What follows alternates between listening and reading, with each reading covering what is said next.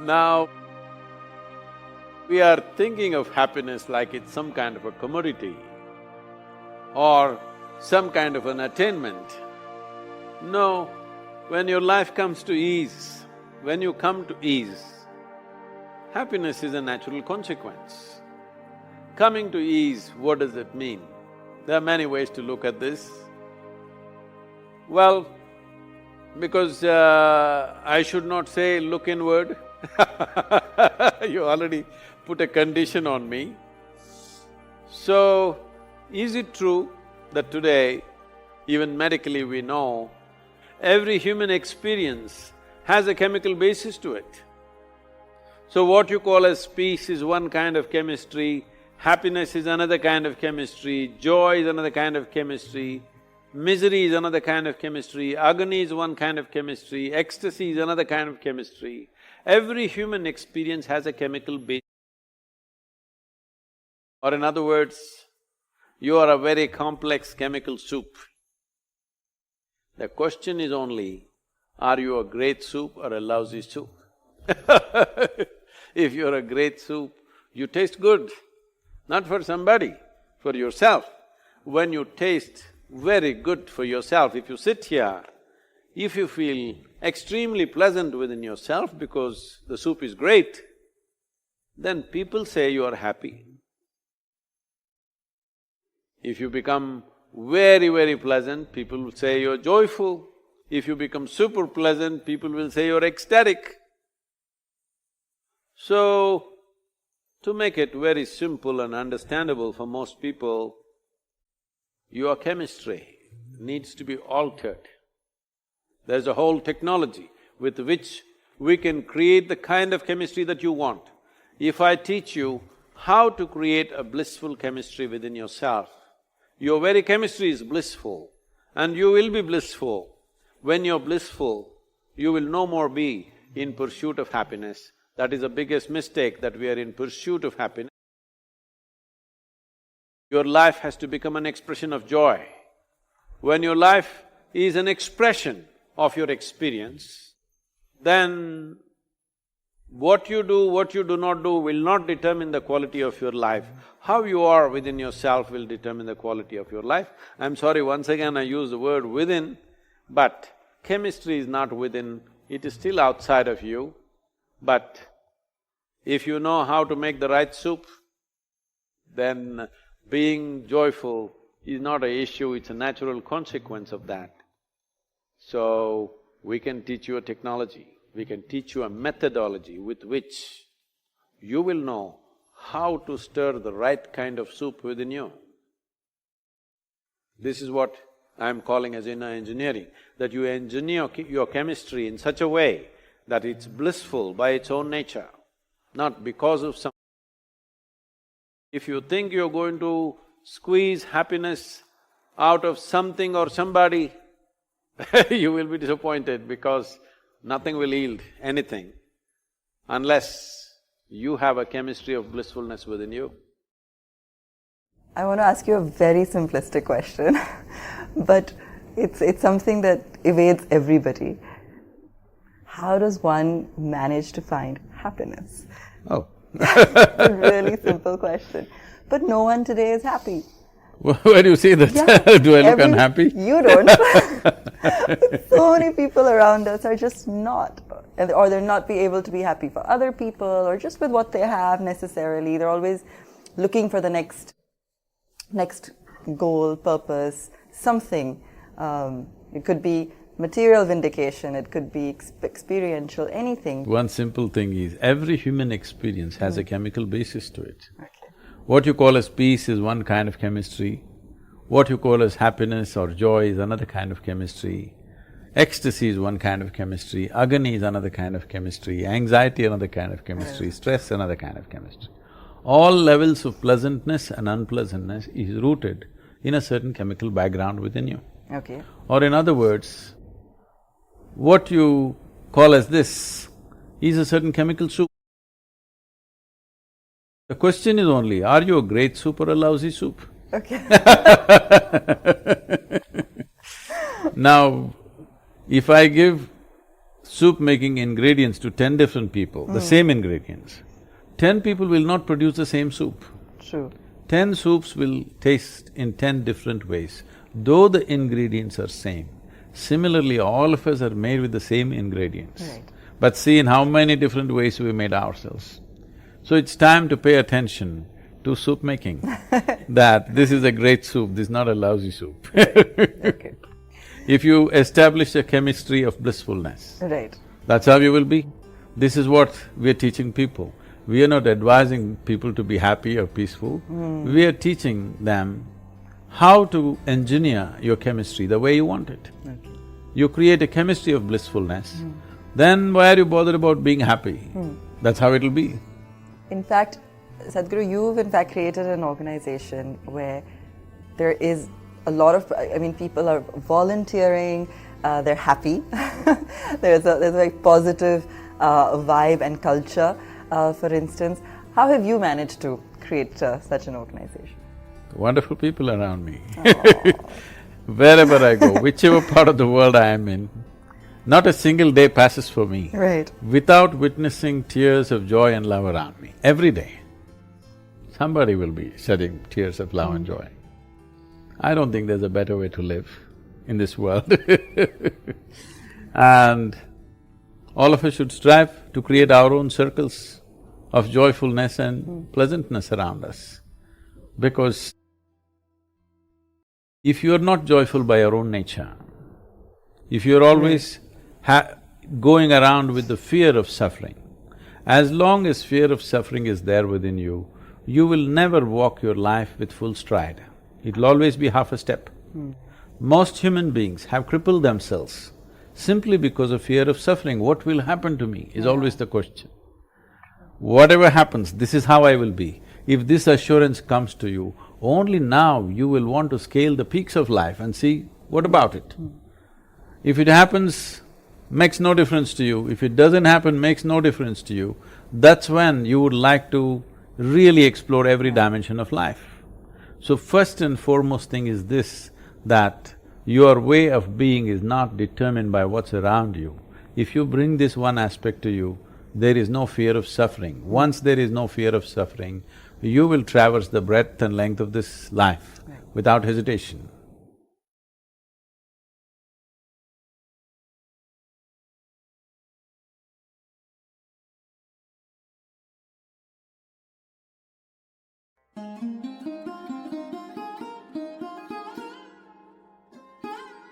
Love has become a relevant thing in human life only because human emotion is a strong aspect of being human being. In human life, emotion is a very powerful thing. Even in this day and age, though people think they're very intellectual, even today, their emotions are the strongest aspect. Yes or no? It's the most intense aspect of their life. They claim they're intellectual, but their intellect is never so intense, but their emotions are intense. Maybe not love, maybe not compassion, but maybe anger, maybe irritation. These are all emotions. So emotion is a very important aspect of being human. Now, we're only talking about what type of emotion do you want to have? Now, do you have a mind? Do you have a mind? Yes. Would you want it to be sharp or dull? Huh? Why? It works better that way, isn't it? Similarly, if you have emotions, do you want to have sweet emotions or bitter emotions? Sweet emotions, it works better that way, isn't it? So love means just that. You have transformed your emotions into sweetness. Now I want to be in love without emotion. That's a very European idea.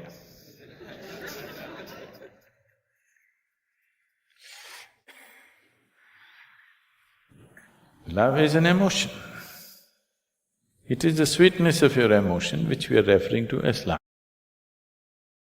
If the same emotion becomes bitter, we call it hate. Usually it is the people whom you love that you hate, isn't it? Some time ago you loved them, now you hate them. You don't hate that man who's just walking on the street, isn't it? Some love should have happened, and now the coin fell another way, and now it's become hate. Yes? So it's just the same coin. If it falls this way, it becomes love, if it falls that way, it becomes hatred. Don't think they're too far away. They're pretty close. One little thing goes wrong, love becomes hate, isn't it? So, how to be in love without emotion? Love is an emotion. Now the choice is only, do you want your emotions to be sweet, pleasant or unpleasant emotions? That's your choice. It's an obvious choice, isn't it? But most people are keeping their emotions bitter most of the time. Bitterness need not necessarily mean they're in active hatred. They're in irritation, they're in agitation. They're in some kind of… fear is also an emotion, anxiety is an emotion. It is in some level of unpleasantness. If you make your emotions very pleasant, then life will be very pleasant. Even today, most people experience as a moment of love, as the most profound experience of their life. It is not. But they experience it that way because that is the most intense thing they have touched. What that is the deepest dimension of life they have touched is a moment of love. So they raise it to heaven. People are transporting it to heaven. People are talking about divine love. You do not know whether God loves or not. Human beings are capable of love if they're willing. Dog is capable of love. When human beings fail you, you get yourself a dog. If you get a dog, 12-year guaranteed love affair. Yes? Do not underestimate this. You get yourself a dog, every day you come home, what a welcome you get. Your wife, she's no good. One day she's one way, your children, they're not interested whether you come home or go. But your dog, every day, what an excited welcome he gives you. Nobody's capable of this, isn't it? Every day, without fail. He'll never show disinterest. It's such a boost for you. Dog is love, for sure. Maybe it's just a spelling mistake. Typos can happen.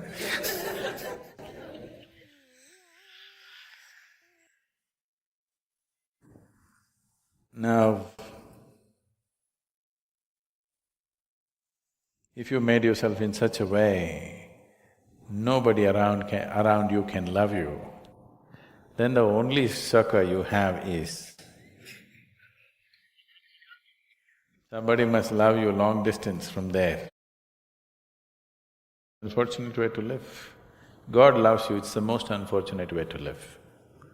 That means you made yourself in such a way nobody can even look at you. If people around you cannot help loving you, that's a nice way to be, isn't it? You may not be great, maybe at least you're cute. Yes? So, in yoga, we don't look at anything as love, hate, happiness, misery, we don't look at it that way. We just look at it this way. Do you want to be pleasant or unpleasant? If you become pleasant in your body, we call it health. If you become very pleasant, we call it pleasure. If your mind becomes pleasant, we call it peace. If it becomes very pleasant, we call it joy. If your emotions become pleasant, we call it love. if it becomes very pleasant, we call it compassion. If your very life energies become pleasant, we call this bliss. If it becomes very pleasant, we call it ecstasy. Your surroundings become pleasant, we call it success. So, the other names that you give are just leading to confusion. Should I be loving? You don't have to be loving. Just be pleasant in your body, pleasant in your mind, pleasant in your emotions, pleasant in your energies. You will be a wonderful being. If your emotions are pleasant, if somebody comes here, you can share that pleasantness with them. If your emotions are unpleasant, for sure you share that with people, isn't it? Yes or no? So you cannot do something that you're not. If this is feeling pleasant now, it will naturally be pleasant to everything. If this is feeling unpleasant right now, it will be nasty to everything. So instead of seeing how to make this pleasant, you want to be pleasant to somebody. That is being loving. You don't have to be loving. If everything within you has become pleasant, whatever is needed in that moment, you will do. If you need to say pleasant things, you'll say that. If you need to say some hard things, you'll say that. But without any unpleasantness in you, that's important, isn't it? If you'll have to fight a war, you'll fight it without any unpleasantness in you, that's important. Then you will do everything only to the extent it's necessary. You will not overdo anything. If you say, I love somebody, you will exaggerate things about the people whom you love. You will exaggerate good things about them. If you say, I hate somebody, you will exaggerate bad things about them. You'll never see anything the way it is. People go blind with things that they love, isn't it? They have no sense, they lose all their sense. If they hate also, they'll lose sense. If you like, you will lose sense, if you dislike, you will lose sense. The doorway of life is in being equanimous, that you're able to see everything just the way it is. Now you are pleasant to somebody not because somebody is nice. You're pleasant to somebody because you are pleasant, that's all. It's more guaranteed. More guaranteed love affair, isn't it? You're being pleasant to somebody because you're pleasant. If I'm being pleasant to you because you are nice, tomorrow if you're not so nice, something else will happen, isn't it? If you mortgage your pleasantness to something outside of you being pleasant or unpleasant is only by chance. Keeping this one pleasant is your business. If this one is pleasant, with whatever it interacts, it will generate pleasantness. Now you have not managed to make this pleasant, you're trying to be pleasant to somebody. And that is subject to so many things. If you have to be pleasant, they have to be fixed the way you want them. And that's not possible. Nobody can be fixed the way you want them. You're not able to do that even with one person, isn't it? You cannot even fix one person the way you want them, forget about the whole world. The more you try this, the more bitterness and unpleasantness will happen. That is why in the so-called most intimate relationships, maximum amount of unpleasantness happens. So this is because you're trying to do something that you're not. You're trying to be loving when you're not pleasant. When you're feeling bitter, you try to be loving and see it'll destroy you, isn't it? Yes or no? You tried all these things, isn't it? It's destructive. When you're feeling pleasant, it is effortless. So, you just have to look at why is it you being pleasant or unpleasant is mortgaged to external situations. If everybody around me is unpleasant, how can I be pleasant? Especially if everybody around you is unpleasant, it's all the more important that you're pleasant, isn't it? No? If everybody around you is in a mess, is it not all the more important that you're pleasant? If everybody around you is unhealthy, is it not very important that at least you're healthy, even if you want to take care of them? Is there any logic to everybody is unhealthy, so let me also get sick? What is the logic behind this? So if people around you are unpleasant, it becomes even more important that you're pleasant.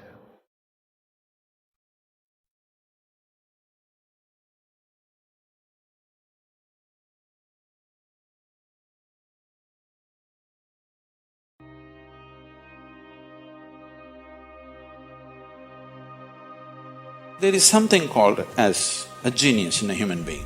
There is a competence here which is capable of what nature did over 1,000,000 years, like that, over the afternoon. If the necessary striving is there, you can make it into your conscious process. If you set up the necessary situation, success is an assured thing for that person. Small things or big things, it doesn't matter. In every single act, a human being longs to be successful. Life is an infinite number of doorways. If you're very diligent, you will open a few of them. If you're brilliant, you'll open many of them.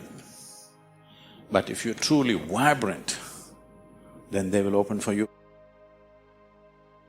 The process of being successful becomes so complex for people that why they're working towards it is generally completely forgotten, and they will start evolving concepts of success, all kinds of concepts.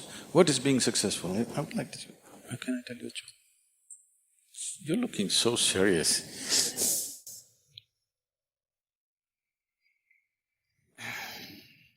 There was a man in India whose name is Shankaran Pillai. It's like John Smith.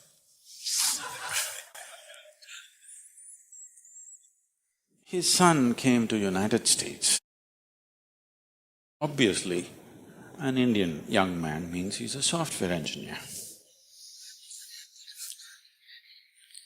He went to Texas, Houston and started working there. Then he fell in love with a white American woman. He struggled because back home, this love affair is a crime. He struggled and struggled, then one day told his mother, then the mother informed the father, and the father exploded. He went back home to convince him, didn't work, because in India, if you have to get married, they're tracing your family tree for 5,000 years. They're looking at the genetic purity of the person that you're marrying. So somebody from somewhere else, a white woman from America, how can you marry her? What do we know about her genetics? Where does she come from? What is her lineage? Da, da, da. So no way to convince, he came back. And of course, when he came back again, he fell in love and they went ahead. Then the father disowned. Shankaran Pillai just disowned his son, I have nothing to do with you. But years went by and they had a boy. And the boy's picture from the day he was born, it was on the Facebook, and the wife sticks it in his face, and the little baby, and it is growing up every day, and all the things. Slowly, you have disowned the son, but the grandson is a different matter. Slowly, within a matter of 1-2 years, he completely fell in love with this little baby that he has not seen. Things happened and people started coming from America, those who were traveling. Oh, you must see your grandson. You not seen him? Oh, you must see him, this is the fruit of your life. Slowly it caught him. Then he decided he's not going to see his son's face.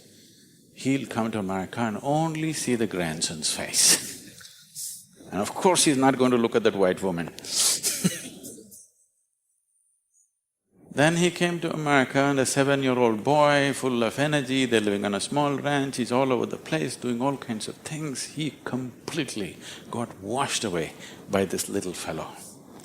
Then this little boy one day said, "Grandpa, come, I'll show you my archery skills." He took him to the barn inside, and he went into the barn, and there he saw 8 targets, all of them with the arrow in the bullseye. Shankara Pillai looked at it, and then he thought, oh, this is my grandson. He thought of all the great legendary archers of India, Arjuna and Ekalavya and he saw the future, all the Olympic gold medals falling from the sky. Then he asked, "From what distance did you shoot?" The boy said, "From 20 yards. What? From 20 yards, 8 targets, you shot them dead on, bullseye? How do you do this?" And the boy said, "Grandpa, I first shoot and then paint the target." So, these concepts about being successful can be very crippling.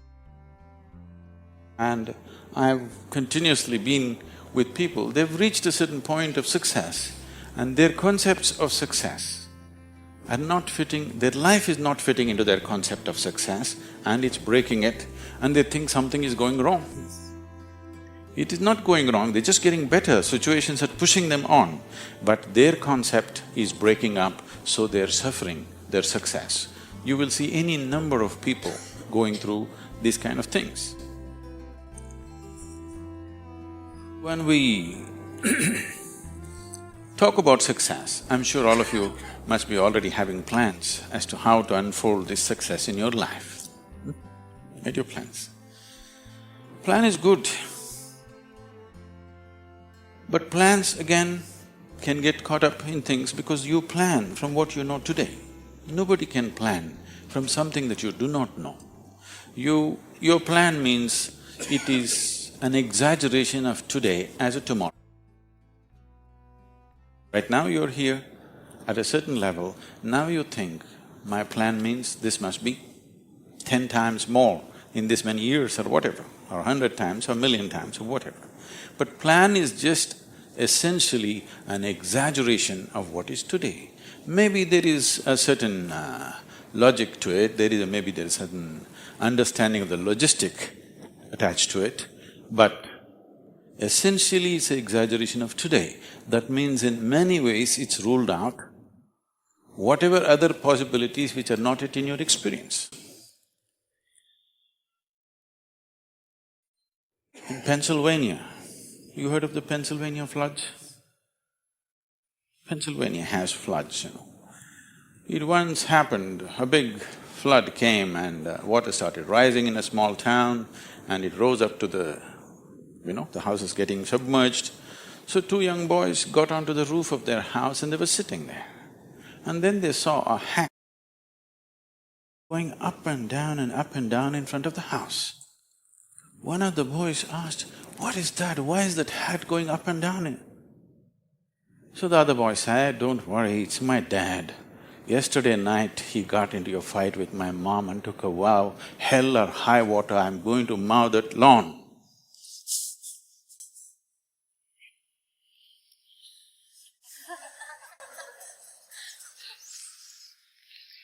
So, plans can be debilitating. It's good to have a plan, but it's more important that you have a purpose. If you have a purpose, plans will evolve, things will happen, plans will fall apart, new things will come up. Whatever has to happen will happen. If you hold on to a certain purpose, other things will just serve that purpose. But if you are very committed to a plan as such, then plan can become a blueprint for restriction. It is also a possibility. It's all right to hold a plan, but you must hold a plan at a certain distance. You shouldn't get identified with the plan. The process of success essentially, success is a desire in every human being. You can put some fire into it and make it your passion. But if it becomes a need within you, that you must be successful, otherwise you will suffer, then you are heading for a problem, a serious problem. Our passions can turn into poison if we start becoming resentful for the non-fulfillment of those passions.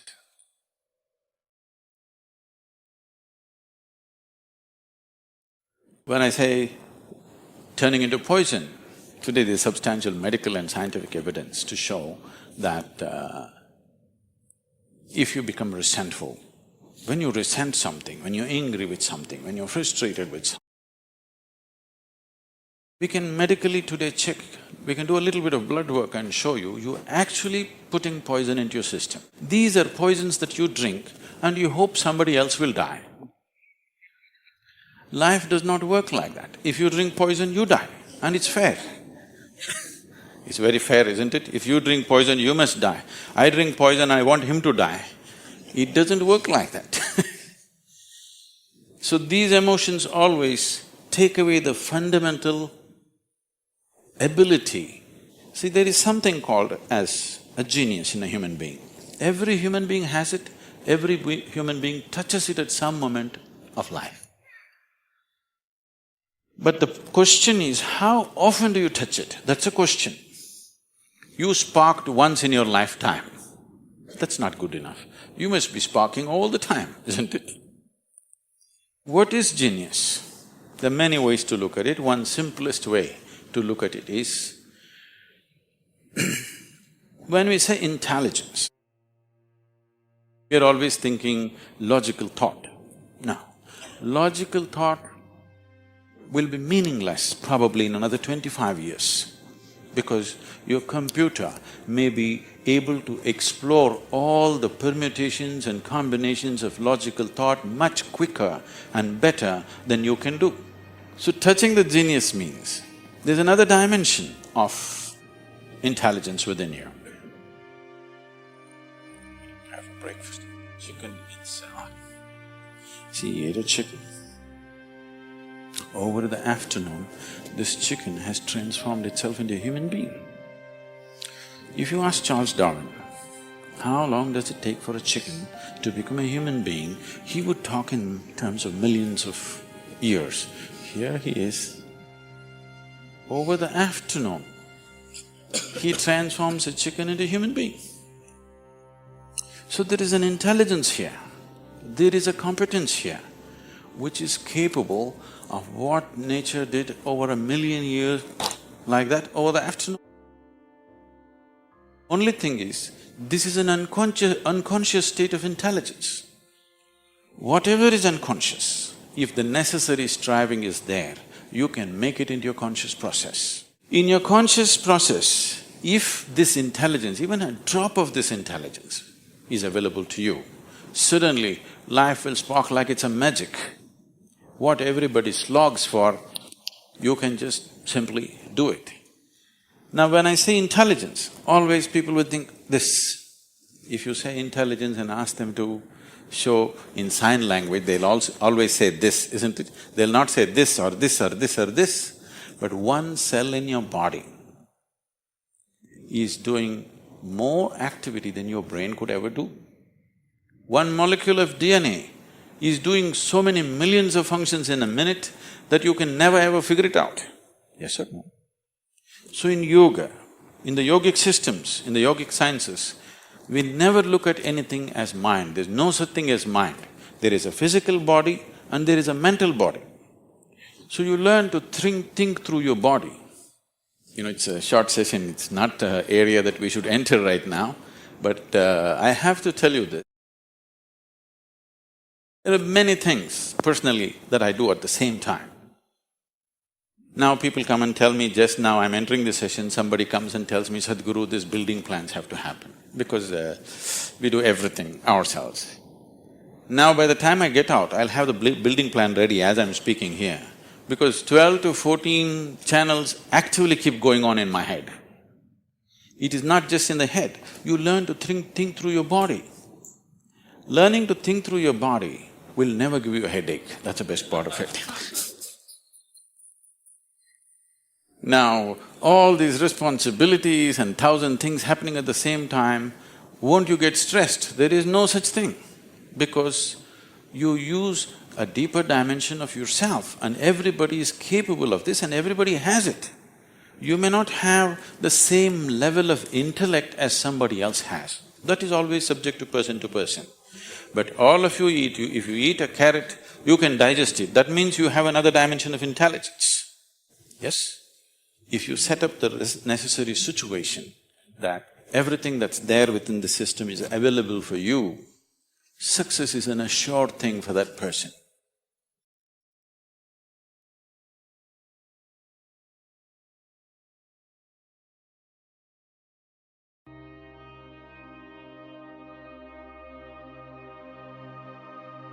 Hi, this is Robin Uthappa and I want to know the truth about this question.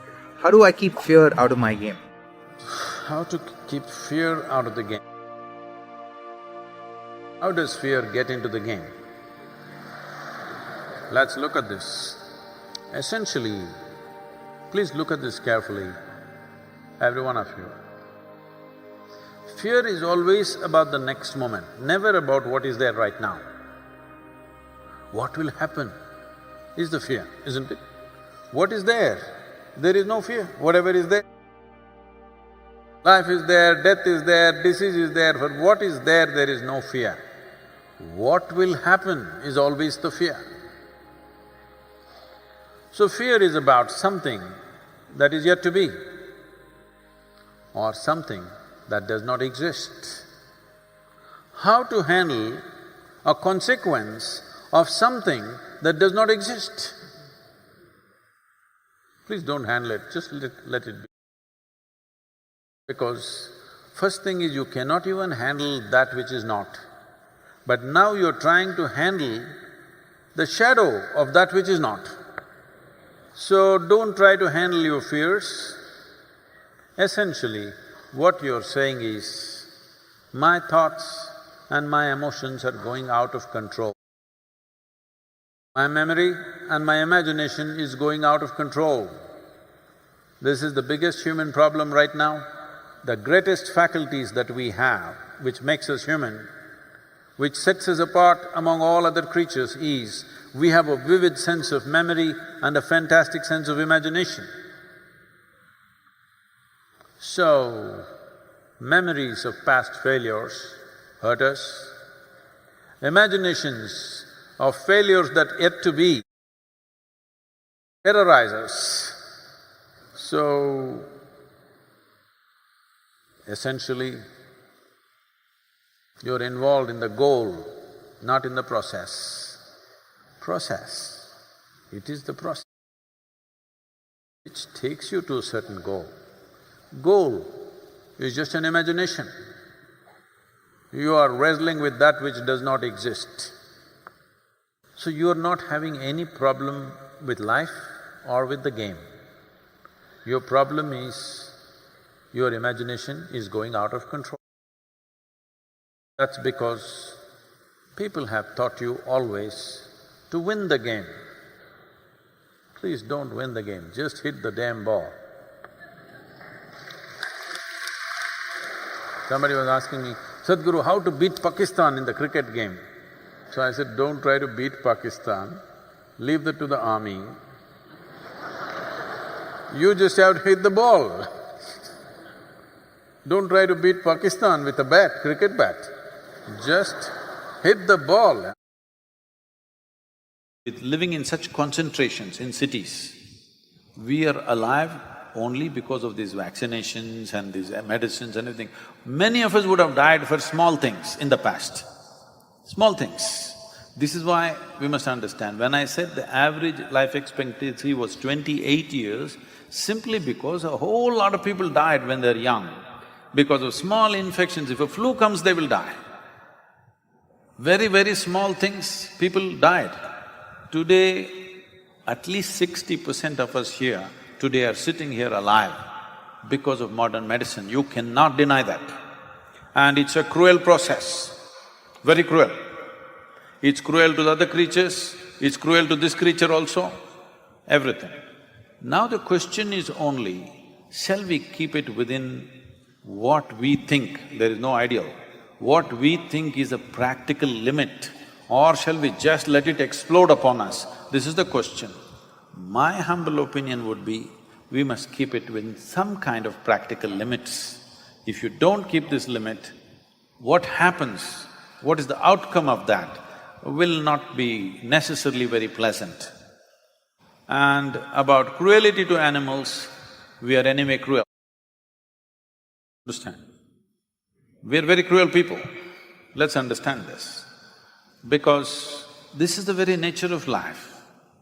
If this has to survive, it has to take another's life. Now the question is only this, are you doing this consciously or wantonly? Consciously if you do it, you will do it only to the extent it's necessary. If you do it unconsciously, compulsively or wantonly, you will do it to the extent it is completely unnecessary. So with every aspect of our life, this is all it is. Can we stop eating? Whether you cut a plant or an animal or whatever, it is life, it suffers in some way. The question is just this, are we doing it to the extent that we need? Or are we doing it for pleasure?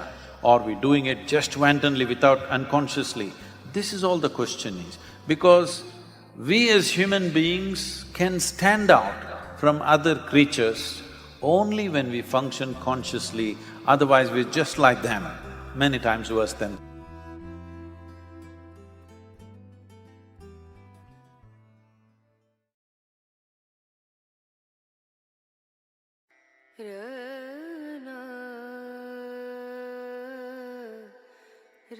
Something amazing has happened and I just could not believe it.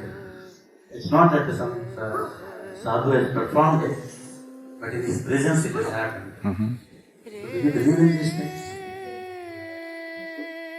Right now, let us say, you do not know what is electricity.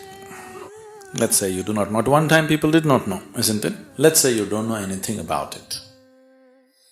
Now I will tell you, see, if I just go and touch a certain part of the wall, the whole hall will be flooded in light.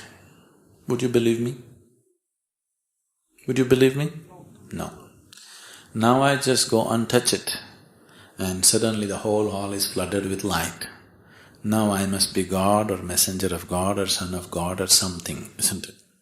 Or in other words, anything that you do not understand, anything that is beyond your present level of understanding, that's a miracle for you, isn't it? Now, we are always looking for miracles. I can perform a miracle if you want right now. See, this bottle, whichever way I throw it, it'll only come down. Why are you laughing?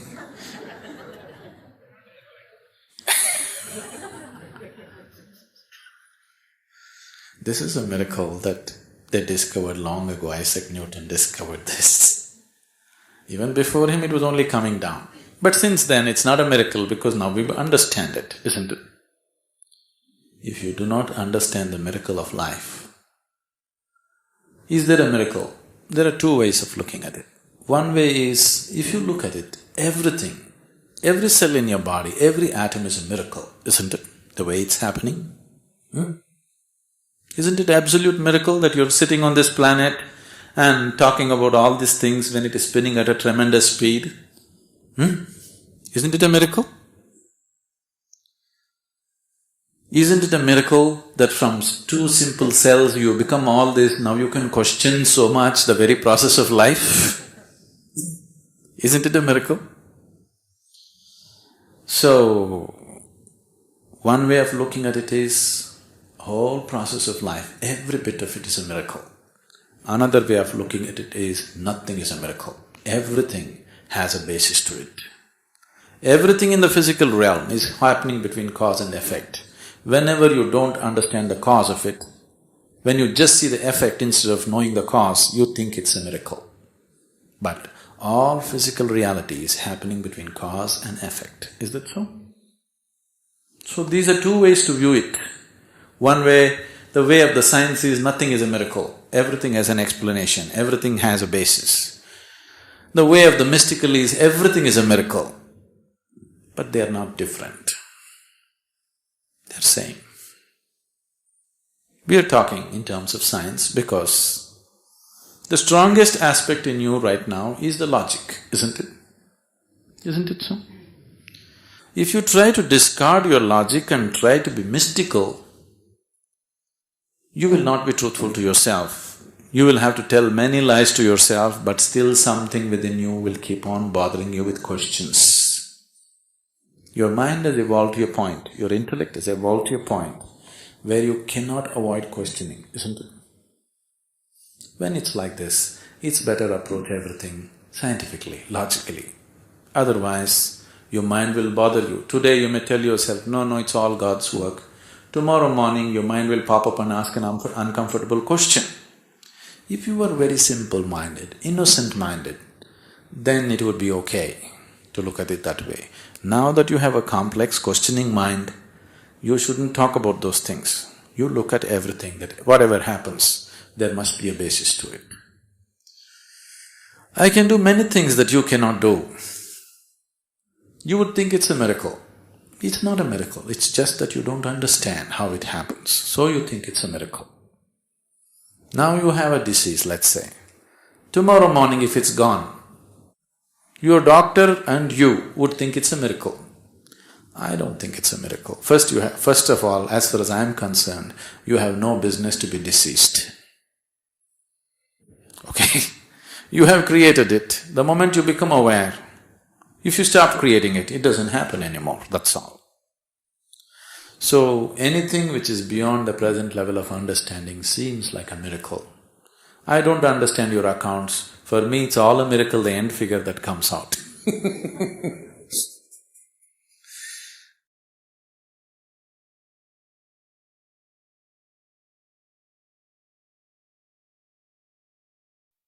In a world full of cuts, short videos, and distractions, you chose to stay and listen until the end. That already says a lot about your willingness to look deeper. Drop your city in the comments, and if you'd like, subscribe and share this video with someone who's also not afraid to think. Thank you, a big hug to you, and see you in the next video.